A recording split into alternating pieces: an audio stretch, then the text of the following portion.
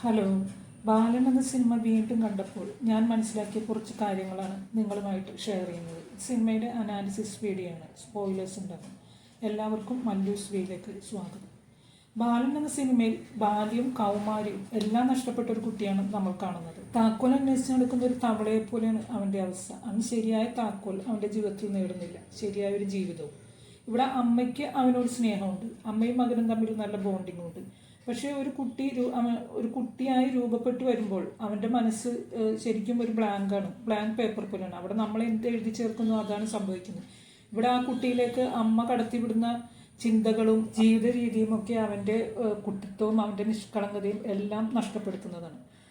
ഇവിടെ നമ്മൾക്ക് ഈ സിനിമയുടെ തുടക്കത്തിൽ ഒരു കഥ പറയുന്നുണ്ട്. ആ കഥയിൽ സ്നേഹസമ്പന്നനായ ഒരു അച്ഛൻ്റെയും അമ്മയുടെയും കഥയാണ്. ആ കഥയാണ് നമ്മൾ കേട്ടിട്ടാണ് സിനിമ തുടങ്ങുന്നത്. അപ്പോൾ ആ കഥയിൽ അമ്മ ഗർഭിണിയായിരിക്കുമ്പോൾ അച്ഛൻ വണ്ടി എന്തോ ആക്സിഡൻറ്റ് സംഭവിച്ച് മരിച്ചു എന്നാണ് നമ്മൾ ആ കഥയിൽ കാണുന്നത്. പക്ഷേ ആ ഒരു കഥയായിരിക്കാം ഈ അമ്മ ആ മകന് പറഞ്ഞു കൊടുത്തിട്ടുണ്ടാവുക. അതേസമയം വല്യമ്മ അവരോട് കഥ ചോദിക്കുമ്പോൾ അമ്മ പറയുന്നത് മറ്റൊരു കഥയാണ്. അപ്പോൾ ആ കുട്ടി അവൻ്റെ അമ്മയോടൊപ്പമുണ്ട്. ഒരുപക്ഷെ ആ കുട്ടി ആ കഥ കേൾക്കാതിരിക്കാൻ വേണ്ടിയായിരിക്കാം അവൾ മറ്റൊരു കഥ പറയുന്നത്. ഒരുപക്ഷെ അതായിരിക്കാം അവളുടെ ശരിയായ കഥ.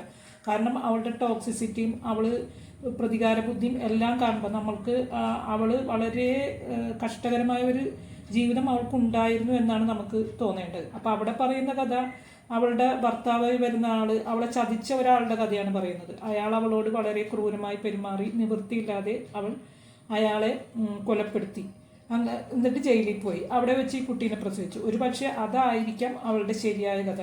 ആ കഥ ഈ കുട്ടിക്ക് അറിയില്ലെന്ന് വേണം നമ്മൾ വിചാരിക്കാൻ. കാരണം എന്താണെന്ന് ഞാൻ വഴിയെ പറയും. ഇവിടെ ഈ കുട്ടിയുടെ സെക്കൻഡ് ഹാഫിൽ നമ്മൾ ഈ കുട്ടിക്ക് ഒരു അച്ഛനായിട്ട് ഒരാൾ വരുന്നുണ്ട്, അബ്ബ എന്ന് പറയുമ്പോൾ അച്ഛൻ എന്നതിൽ അർത്ഥമുണ്ട്. ടൊവിനോയുടെ ക്യാരക്ടർ. ഈ ക്യാരക്ടർ അവനോട് പറയുന്നുണ്ട്, നീ അവിടെ തന്നെ നിന്നിരുന്നെങ്കിൽ നിന്റെ അമ്മ ഒരുപക്ഷെ അവിടെ വന്ന് നിന്നെ കൊണ്ടുപോകുമായിരുന്നു എന്ന്. പക്ഷേ ഈ കുട്ടി, നീ അവിടെ നിന്നില്ലല്ലോ, നീ അവിടെ നിന്ന് ഓടിപ്പോരുകയല്ലേ ചെയ്തതെന്ന് പറയുന്നുണ്ട്. പക്ഷേ ഈ കുട്ടിയുടെ കൗമാരപ്രായത്തിൽ അവിടെ വന്ന് ഇറങ്ങുമ്പോൾ ഈ കുട്ടിയുടെ അമ്മ അവിടെ ഉണ്ടായിരുന്നു എന്ന് വേണം കരുതാൻ. കാരണം ഈ കുട്ടി ആ ബസ് ഇറങ്ങുന്ന സമയത്ത് ഈ കുട്ടിയുടെ പുറകിൽ അമ്മയെ പോലെ തോന്നിക്കുന്ന ഒരു സ്ത്രീ, ഒരുപക്ഷെ അത് ഒരു ഡയറക്ടർ ബ്രില്യൻസ് ആണത് സത്യം പറഞ്ഞാൽ. അവിടെ പശുവിനെ മേയിച്ചുകൊണ്ട് ഈ കുട്ടിയുടെ അമ്മയെ പോലെ ഒരു സ്ത്രീ അവിടെ നിൽക്കുന്നുണ്ടായിരുന്നു. അവർ പുറം തിരിഞ്ഞാണ് നിന്നിരുന്നത്. കുട്ടിയും പുറം തിരിഞ്ഞാണ് നിൽക്കുന്നത്. ഈ കുട്ടി അവരെ കണ്ടില്ല, അവർ ഈ കുട്ടിയെയും കണ്ടില്ല. അത് അവൻ്റെ അമ്മ തന്നെ ആയിരുന്നു എന്നാണ് എൻ്റെ ബലമായ സംശയം. ഈ കുട്ടിയുടെ അമ്മ ഒരു കള്ളിയല്ല, പക്ഷെ അവൾ എന്തും ചെയ്യാൻ മടിക്കാത്തവളാണ്.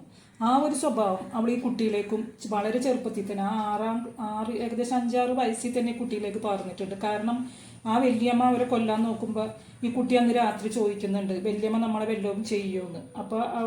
അപ്പോൾ ഈ കുട്ടി തന്നെ പിന്നെ ചോദിക്കുന്നുണ്ട്, അമ്മ എന്താ ചെയ്യാന്ന് ചോദിക്കുമ്പോൾ പറയും, നമുക്ക് നോക്കാം, നമുക്ക് സമയം വരുമ്പോൾ നമുക്ക് എന്താ ചെയ്യേണ്ടത് നോക്കാമെന്ന് പറയുന്നുണ്ട്. അങ്ങനെ ഈ കുട്ടി രാവിലെ എഴുന്നേറ്റ് വന്ന് വല്യമ്മയോട് സംസാരിക്കുന്നുണ്ട്, നിങ്ങൾ ഞങ്ങളെ കൊല്ലാൻ നോക്കിയിട്ടുണ്ടെങ്കിൽ അമ്മ നിങ്ങൾക്ക് വിഷം തന്ന് കൊല്ലൂ എന്ന് പറയുന്നുണ്ട്. അതവന് ഒരു വൈരാഗ്യ ബുദ്ധിയാണ് അവനെ അതിൽ കാണുന്നത്. അപ്പോൾ അവർ പറയുന്നുണ്ട്, ഞാനത് കുടിച്ചിട്ട് വേണ്ടെന്ന് പറയുമ്പോൾ ആ കുട്ടി പറയുന്നുണ്ട്, നിങ്ങൾ അറിയാതെ അമ്മ തരും, കാപ്പിയിൽ കലക്കി തരും എന്ന് പറയുന്നുണ്ട്. അപ്പോൾ അത്ര ചെറുപ്പത്തിലേ അവൻ അതിന് തയ്യാറാണ്. അവരാ കാപ്പി കുടിച്ചിട്ട് അവരിങ്ങനെ മരിച്ചതുപോലെ കാണിക്കുമ്പോൾ മരിച്ചിങ്ങനെ വീണതുപോലെ കാണിക്കുമ്പോൾ ഇവന് സത്യം പറഞ്ഞാൽ യാതൊരു പരിഭ്രാന്തി ഒന്നും ഈ കുട്ടിയുടെ മുഖത്ത് കണ്ടില്ല. അവൻ സത്യം പറഞ്ഞാൽ അത് മരിച്ചോന്ന് തിരയാൻ വേണ്ടി വരുന്നത് പോലെയാണ്, ഉറപ്പാക്കാൻ വേണ്ടി വരുന്നത് പോലെയാണ് തോന്നിയത്. അപ്പം ചെറുപ്പത്തിലേ അവൻ്റെ മനസ്സ് ആ രീതിയിലേക്ക് അവർ ആക്കിയെടുത്തിട്ടുണ്ട്. ഒരു പേടിയില്ലാത്ത, എന്തും ചെയ്യാൻ മടിക്കാത്ത ഒരു രീതിയിലേക്ക് അവിടെ ആക്കിയെടുത്തിട്ടുണ്ട്. ഇവൻ്റെ അമ്മ എന്ന് പറഞ്ഞാൽ അവർ കാര്യങ്ങൾ നേരിടാനും എന്തെങ്കിലും പ്രശ്നങ്ങൾ വരുമ്പോൾ അതിൽ നിന്ന് രക്ഷപ്പെടാനും ഒക്കെ അവർ നോക്കുന്നുണ്ട്. പക്ഷെ അവർക്കൊരു ചിന്താശക്തി ഇല്ലെന്ന് വേണം കരുതാൻ. കാരണം വല്യമ്മ അവരോട് പറയുന്നുണ്ട്, നീ എന്നെ ഇവിടെ കുഴിച്ചിട്ടോ, ഞാൻ മരിച്ചു കഴിയുമ്പോൾ നീ എന്നെ ഇവിടെ കുഴിച്ചിട്ടോ, എന്നിട്ട് നിങ്ങൾ ഇവിടെ അമ്മയും പോലും സുഖമായി കഴിഞ്ഞു എന്ന് പറയുമ്പോൾ അവളത് മൊത്തത്തിൽ വിശ്വസിക്കുകയാണ് ചെയ്യുന്നത്. അവൾ അതേപടി തന്നെ അവരെ കുഴിച്ചിടുമ്പോൾ ഒരു വാഴ വെക്കുകയും ചെയ്യുന്നുണ്ട്. പക്ഷെ അതിൻ്റെ പുറകിൽ വരുന്ന എന്തൊക്കെ സംഭവങ്ങൾ, കാരണം അവരെ മോൻ ഇടക്കിടക്ക് വിളിച്ചുകൊണ്ടിരിക്കുന്നുണ്ട്. അപ്പോൾ അതിൽ നിന്ന് എന്തൊക്കെ ഉണ്ടാവും എന്നുള്ള കാര്യം, അതിൻ്റെ പരിണത ഫലങ്ങൾ അവൾ ചിന്തിക്കുന്നില്ല. ഒരു ചിന്താശക്തി ഇല്ലായ്മ അവൾക്കുണ്ട്. അതേസമയം അവസരം വരുമ്പോൾ രക്ഷപ്പെടാനുള്ള ട്രിക്സ് ആൻഡ് ടാറ്റിക്സും അവൾക്ക് നന്നായിട്ട് അറിയാം. ഇവരുടെ ഐഡന്റിറ്റി എന്താണെന്ന് മറ്റുള്ളവരെ അറിയാതിരിക്കാൻ വേണ്ടിയാണല്ലോ ഇവൾ ഒരു സ്ഥലത്ത് നിന്ന് മറ്റൊരു സ്ഥലത്തേക്ക് പോയിക്കൊണ്ടേയിരിക്കുന്നത്. കുട്ടിയെ സ്കൂളിൽ ചേർത്ത് കഴിഞ്ഞിട്ട് നമ്മൾ കുട്ടിയോട് പറയുന്ന ഇത് തന്നെയാണ്, നമ്മളെന്താണെന്ന് നമ്മൾ മാത്രം അറിഞ്ഞാൽ മതി, മറ്റാരോടും ഒന്നും പറയരുതെന്ന് പറഞ്ഞിട്ടാണ് ടീച്ചറുടെ കയ്യിൽ കുട്ടീനെ ഏൽപ്പിക്കുന്നത്. അവൻ ആ പോകുന്ന പോക്കും അവൻ വളരെ ഇച്ചിരി പേടിയോട് കൂടി തന്നെയാണ് അവൻ അമ്മയെ നോക്കി തന്നെയാണ് പോകുന്നത്. ടീച്ചർ അവനെ അവിടെ നിർത്തിയിട്ട് ഞാൻ ഇപ്പോൾ വരാമെന്നും പറഞ്ഞ് പോയിട്ട് ഈ കുട്ടി അവിടെ നിൽക്കുമ്പോൾ പെട്ടെന്ന് സ്കൂൾ ബെല്ലടിക്കും. സ്കൂൾ ബെല്ലടിക്കുമ്പോൾ അവൻ പെട്ടെന്ന് ഞെട്ടി അവനിങ്ങനെ പേടിച്ച പോലെയാണ് നിൽക്കണം. അവന് ജയിലാണ് അപ്പോൾ ഓർമ്മ വന്നത്. അവന് ജയിലിൽ ബെല്ലടിക്കുന്ന പോലെയാണ് അവന് തോന്നിയത്. അത് കഴിഞ്ഞ് ടീച്ചർ വന്ന് കുട്ടികളോട് നിന്നെപ്പറ്റി ഇൻട്രൊഡ്യൂസ് ചെയ്യുമെന്ന് പറയുമ്പോഴും ഇവൻ്റെ പേരെന്താണെന്ന് ഒന്നും ഇവൻ പറയുന്നില്ല. എത്ര ചോദിച്ചിട്ട് അവൻ്റെ പേര് പറയുന്നില്ല. അത് കഴിഞ്ഞ് അമ്മയുടെ പേര് ചോദിക്കുമ്പോഴും അവൻ്റെ മനസ്സിലേക്ക് അമ്മയുടെ ഒരുപാട് പേരുകളാണ് അവൻ്റെ മനസ്സിലേക്ക് വരുന്നത്. അമ്മയുടെ ഏത് പേര് അവൻ പറയുന്നുള്ള ചിന്താക്കുഴപ്പത്തിലാണ് അവൻ നിൽക്കുന്നത്.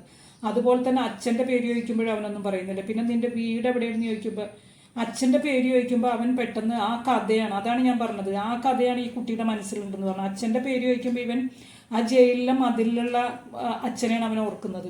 അപ്പോൾ അവൻ്റെ മനസ്സിൽ അവൻ്റെ അച്ഛൻ ആ ജയിലിലെ മതിൽ കാണുന്ന ആ കഥയിലുള്ള അച്ഛനാണ് അവൻ്റെ മനസ്സിലുള്ളതെന്നാണ് എനിക്ക് തോന്നുന്നത്.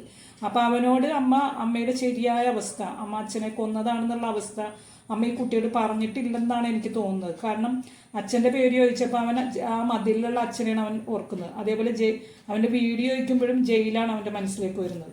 ഒരു കുട്ടി എന്ന നിലയിൽ അവനോട് ഏറ്റവും സഹതാപം തോന്നിയത് ആ യൂണിഫോം ഒക്കെ ഇട്ട് അവൻ മറ്റു കുട്ടികളോടൊപ്പം ഇരിക്കുമ്പോഴാണ്. അവൻ മറ്റു കുട്ടികളായിട്ട് മിങ്കിൾ ചെയ്യാനോ അവരോടൊപ്പം കളിക്കാനോ ചിരിക്കാനോ ഒന്നും അവനെക്കൊണ്ട് സാധിക്കുന്നില്ല. അവനവിടെ ചിരി പോലും അവന് വരുന്നില്ല.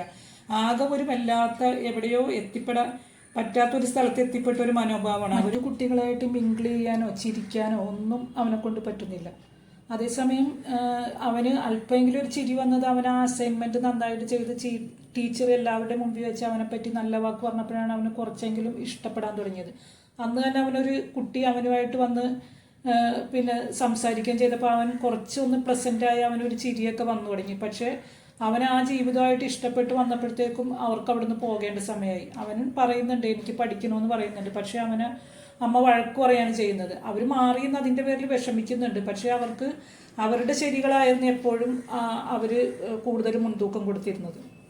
അവസാനം ക്ലൈമാക്സിൽ അവൻ അമ്മേനെ കണ്ടെത്തുമ്പോഴും അമ്മയ്ക്ക് വിധേയമായിട്ടുള്ള ഒരു കുട്ടിയായിട്ടാണ് നമ്മൾ അവനെ കാണുന്നത്. അവൻ ഒരു കൊച്ചു കുട്ടിയെ പോലെയാണ് അമ്മയുടെ മുമ്പിൽ നിൽക്കുന്നത്. ക്ലൈമാക്സിൽ നമുക്ക് അവനെ അങ്ങനെയാണല്ലോ, ആ ഒരു രൂപത്തിലാണല്ലോ നമ്മൾ കാണുന്നത്. അപ്പോഴും അമ്മയുടെ പുതിയ കഥ കേൾക്കാനും അമ്മ കൊടുക്കുന്ന പുതിയ പേര് സ്വീകരിക്കാനും എല്ലാം തയ്യാറായിട്ട് നിൽക്കുന്ന ആ ഒരു കൊച്ചു കുട്ടിയാണ് നമ്മൾ ആ ക്ലൈമാക്സിലും കാണുന്നത്. അവന് അച്ഛനുമുണ്ട് അമ്മയുണ്ട്. പക്ഷേ രണ്ടുപേരും അവന് പകർന്നു കൊടുത്തത് അവൻ്റെ ജീവിതം നശിപ്പിക്കുന്ന കാര്യങ്ങളാണ്. അല്ലെങ്കിൽ അവൻ്റെ ബാല്യം കൗമാര്യം എല്ലാം നഷ്ടപ്പെടുത്തുന്ന കാര്യങ്ങളാണ് അവരവനെ പറഞ്ഞ് പഠിപ്പിച്ചത്. ഇനിയും അവൻ്റെ ജീവിതം മുന്നോട്ട് തന്നെ പോവുകയാണ്, പുതിയ പേരും പുതിയ കഥകളുമായിട്ട്.